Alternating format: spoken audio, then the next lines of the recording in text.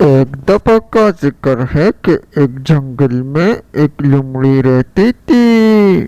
لومڑی کو اپنی چالاکی اور ہوشیاری پر بہت ہی ناز تھا۔ وہ سارے جانوروں کو اپنی چالاکی کے قصے سنایا کرتی تھی۔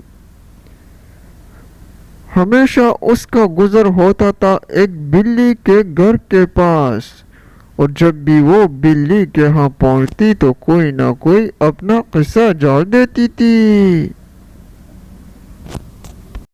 جنگل کے سارے جانور لومڑی کے قصوں سے تنگ آ چکے تھے، اسی لیے کوئی بھی اس کے ساتھ تعلق نہیں رکھتا تھا۔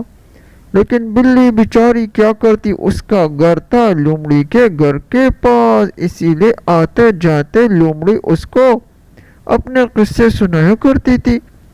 ایک دن لومڑی نے بلی سے کہا کہ ارے بلی، بتاؤ تمہیں کیا اسپیشل گر اور ٹیکنیک آتے ہیں؟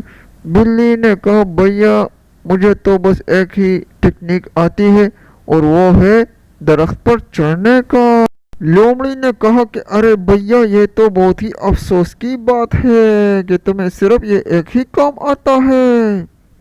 اس کے بعد جنگل میں سے غرانے کی آواز آئی۔ بلی چونکہ خطرہ بام چکی تھی، اس لیے فوراً ہی وہ درخت پر چڑھ گئی، اور لومڑی اپنے قصے سنانے میں مصروف تھی کہ اچانک ایک چیتا نمودار ہو ایک جھپٹے میں ہی لومڑی کو کھا لیا۔